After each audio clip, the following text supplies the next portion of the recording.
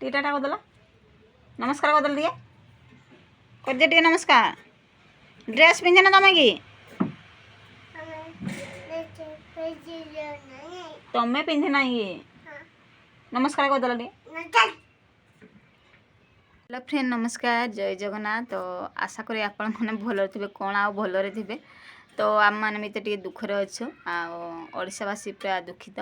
तो आपण मैंने तो समस्त जानते आ विशेष आउ कौन कहि सौम्या दीदी बहुत दुखित आ मो परिवार भी बहुत दुखित जो तो तांको बापा माँ बहुत कष्ट करी बहुत आशा नहीं तांको पठे बाहर को। तो पाठ पढ़ी मो छुआ दिने भविष्य में से भल मनीषटे हो बाहर की आसु बोली। तो एमती शैतान अच्छा तो मनीष करने ही दौना जेहेतु से आम गोटे गोटे गरीब। तो गरीब मानक जमी कहती गरीब मानक किसी ना सेमती तो सेटा किंतु भूल धारणा। तो कहीं भाई एमती कर कौन पाई तो आपण मैंने भी गोटे से झील जन्म नहीं तो से झील पेटर ही आपण भी जन्म नहीं। तो आपण मन भितर एमती कौन आसे कौन पाई कहीं आपण भी तो थे घरे आपण माँ थी आप स्त्री थी आप झील थी कहीं माने ये नजर सेमती पकना तो अलगा माने कौन पाई ताकू एमती कर तो से केते माने आशा नहीं से बाहर को जाइथिला बापा माँ को बहुत आशा नहीं ताकू पठे बाहर को। तो भगवान भी समस्त को झील जन्म दियंती बहुत भाग्यवान मान को झील जन्म दियंती। तो बहुत दुखित आम जेहेतु काम व्यस्त भितर मुझे वीडियो कर पार नी जेहेतु ए चाष कम सब लगी। तो एमती आज भी बिल जाइलु तो आसिलु आसी भल टे वीडियो करदेबा टे फ्रेंड मान सब कथा ही जा। तो से दुखित कारण आम भी माने झील जन्म करूँ तो आमको भी एबे भय लगुच।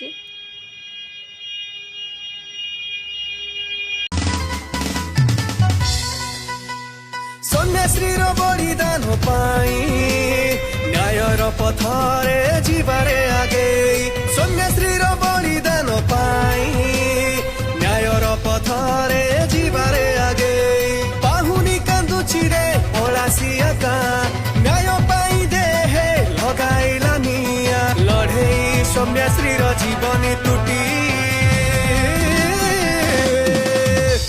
भो भो कांदुची रे ओडिशा माटी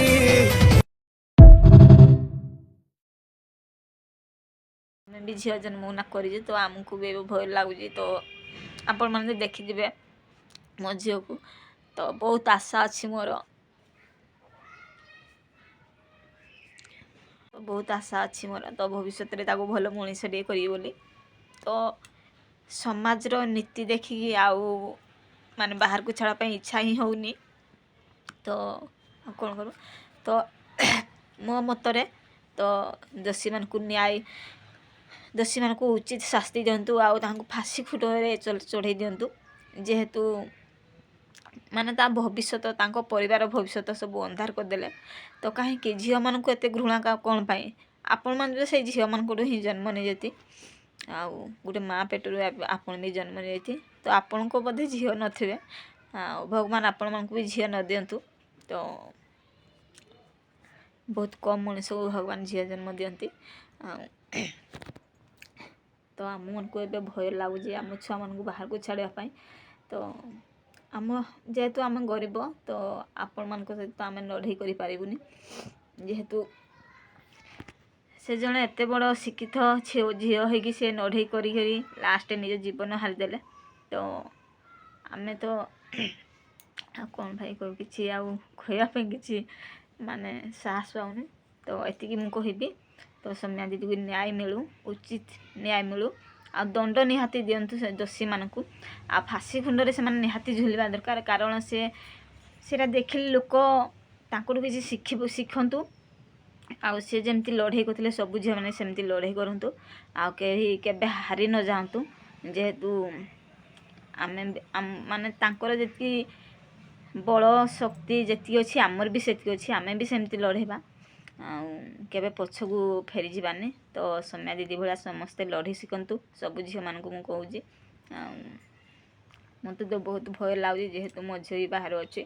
ତ ଏବେ ତ ଛୋଟ ଅଛି କିଛି ଲାଗୁନି, ତ ଭବିଷ୍ୟତରେ ସିଏ ବି ବାହାରକୁ ମୁଁ ପଠେଇବି ବାହାରକୁ। ତ ବହୁତ ଆଶା ଅଛି ଆମର ଯେ ମୋ ଛୁଆକୁ ଭଲ ଭାବରେ ଆମେ ଗଢ଼ିବୁ ବୋଲି।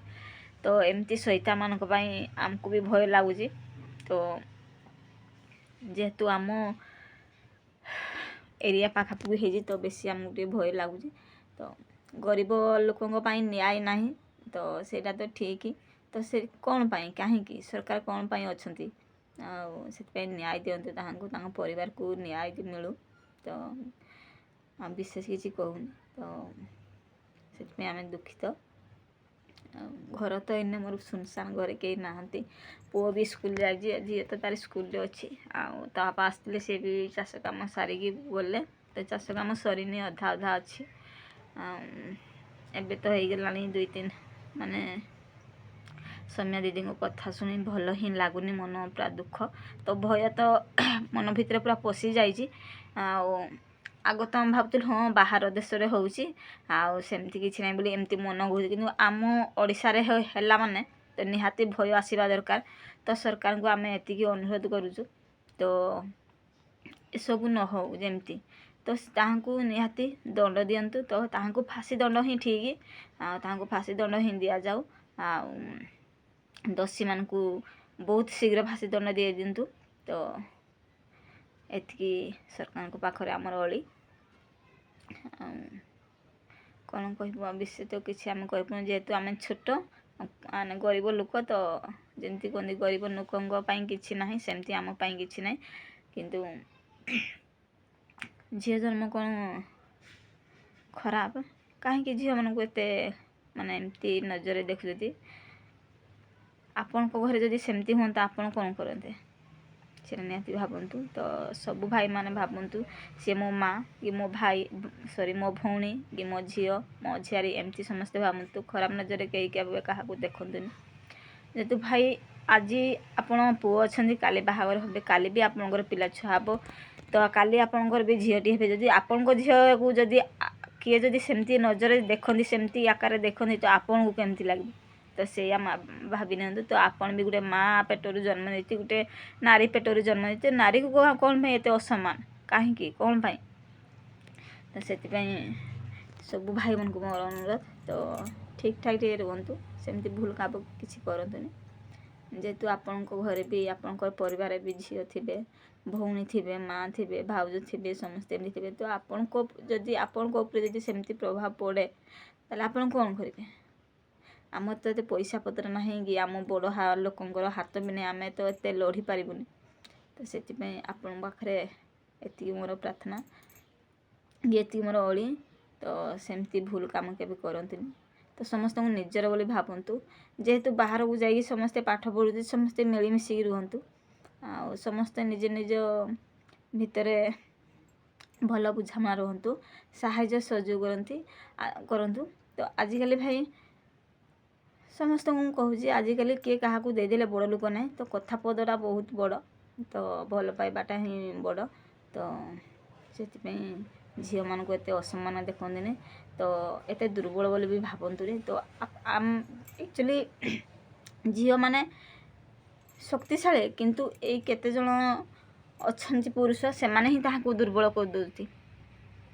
ତ ତାଙ୍କ କଥାବାର୍ତ୍ତା ଶୁଣିକି ସେମାନେ ଗୋଟେ ମଣିଷଙ୍କୁ ଯଦି ବାରମ୍ବାର ଗୋଟେ କଥା ଯଦି ଭୁଲ ଧାରଣା ଯଦି ଦେଇକି ତାକୁ ଯଦି ବାଟ ଦେଖାଯାଏ, ଭୁଲ ଧାରଣା ବାଟରେ ଯଦି ତାକୁ ନିଆଯାଏ, ସେ କ'ଣ କରିବ? ସେ ଠିକ୍ ରାସ୍ତାରେ ଗଲାବେଳେ ଆପଣମାନେ ତାକୁ ଭୁଲ ରାସ୍ତାରେ ଦେବେ, ତ ସେ କ'ଣ କରିବ? ତ ସେଥିପାଇଁ ଆଉ ଦୁଃଖିତ, ଆମେ ବହୁତ ଦୁଃଖରେ ଅଛୁ। ତ ମୋ ପରିବାର କ'ଣ, ତ ସବୁ ଓଡ଼ିଶାବାସୀ ତ ବହୁତ ଦୁଃଖରେ ଥିବେ, ଆମ ଗାଁରେ ବି ସବୁ ଦୁଃଖରେ ଅଛନ୍ତି।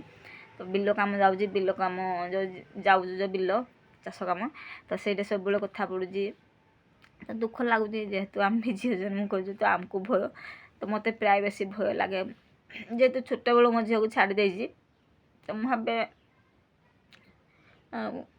ତାକୁ ଭଲ ମଣିଷରେ ଗଢ଼ିବି ବୋଲି ଭାବୁଛି ମୁଁ। ତ ସମାଜ ଏମିତି ହେଇଗଲାଣି, ତ ଭୟ ଲାଗୁଛି।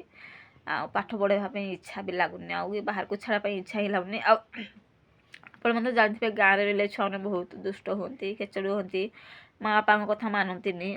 ସେଥିପାଇଁ ଆମେ ଭାବିଲୁ ବାହାରକୁ ଛାଡ଼ିଲେ ଟିକେ ସେ ମଣିଷ ହେଇ ଆସିବ। କିନ୍ତୁ ଆଉ ବାହାରକୁ ଛାଡ଼ିବା ପାଇଁ ବି ଭୟ ଲାଗୁଛି, ଇଚ୍ଛା ହିଁ ହେଉନି ବାହାରକୁ ଛାଡ଼ିବା ପାଇଁ।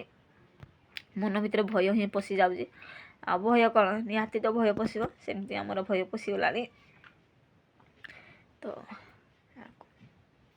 ଦେଖିବା ଆଗକୁ କ'ଣ ହେଉଛି। ତ ଆମେ ତ ଡିସାଇଡ଼୍ କରୁଛୁ ଏବେ ଝିଅକୁ ଆଣିକି ଘରେ ରଖିବୁ, ଆଉ ଛାଡ଼ିବୁନି ବାହାରକୁ। ତ କ'ଣ କରିବା ଆଉ, ଆମେ ଚାହୁଁଛୁ ଭଲ ମଣିଷଟିଏ ସମସ୍ତେ, ମୋ ଝିଅ କ'ଣ ତମ ଝିଅ କ'ଣ ସମସ୍ତେ ସମାନ, ଝିଅମାନେ ସମସ୍ତେ ସମାନ, ମୋ ଝିଅ ଯାହା ତମ ଝିଅ ସେଇଆ। ତ ସେଇଭଳିଆ ଭାବରେ ରଖନ୍ତୁ।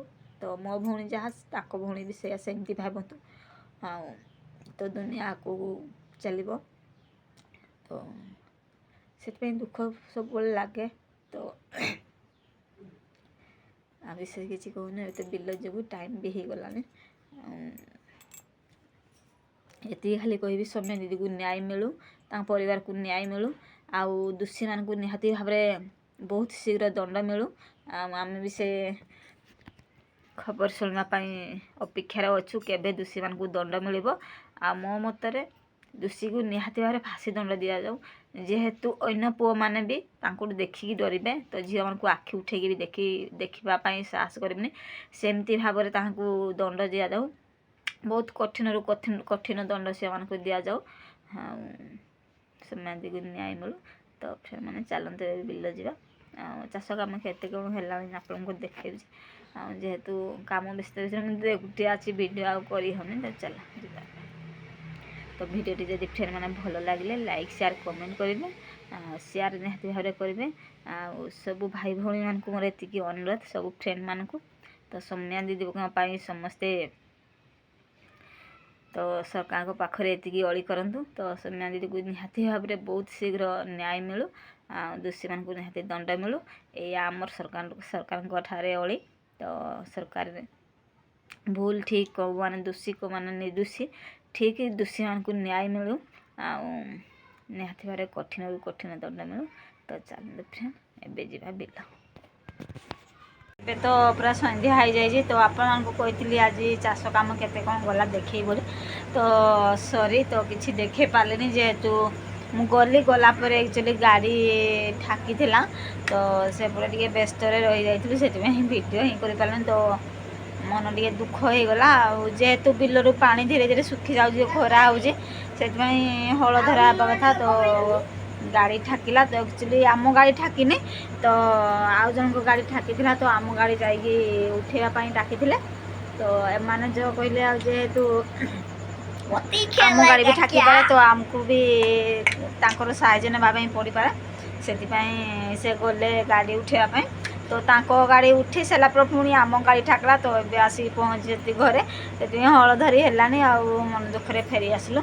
ଆଉ ବର୍ଷା ବି ସେତେବେଳେ ଘିରି ଘାଡ଼ି ଯେଉଁ କଲା, ତ ବିଜୁଳି ସବୁ ମାରିଲା। ତ ଆମ ଏପଟେ ମାନେ ଗୋଟେ ଘରର ଶାଶୁ ବୋହୂ ହିଁ ମାନେ ଇଏରେ ମାନେ ମରିଯାଇଛନ୍ତି। ତ ସେଥିପାଇଁ ଭୟରେ ମୋବାଇଲ ପୁରା ସୁଇଚ୍ ଅଫ୍ କରି ରଖା ହେଲା, ଆଉ ପଳେଇ ଆସିଲି ଘରକୁ। ତ ସେଥିପାଇଁ ସରି। ଆଉ ଭାବୁଛି କାଲି ଯଦି ସମୟ ମିଳିବ ନିହାତି ମୁଁ ଆପଣମାନଙ୍କ ସହିତ ସେୟାର କରିବି। ଆଉ ଆଜି ପାଇଁ ଭିଡ଼ିଓଟି ଏଇଠି ରଖୁଛି।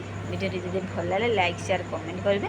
ତ ଆଉ ଥରେ କହି ରଖୁଛି, ତ ଯେଉଁ ସବୁ ଘଟଣା ସବୁ ଘଟୁଛି ଓଡ଼ିଶାରେ ହଉ କି ଦେଶରେ ହଉ କି ଯେଉଁଠି ହଉ, ତ ସେଗୁଡ଼ାକ ଯେମିତି ନ ହଉ, ସବୁ ଭାଇ ଭଉଣୀମାନଙ୍କୁ ମୋର ଏତିକି ଅନୁରୋଧ, ଟିକେ ସଚେତନ ରୁହନ୍ତୁ, ଆଉ ସେଇ ଖରାପ ନଜରରୁ ଦୂରେଇ ରୁହନ୍ତୁ, ଆଉ ନଢ଼ିବା ଶିଖନ୍ତୁ। ତ ରଖୁଛି।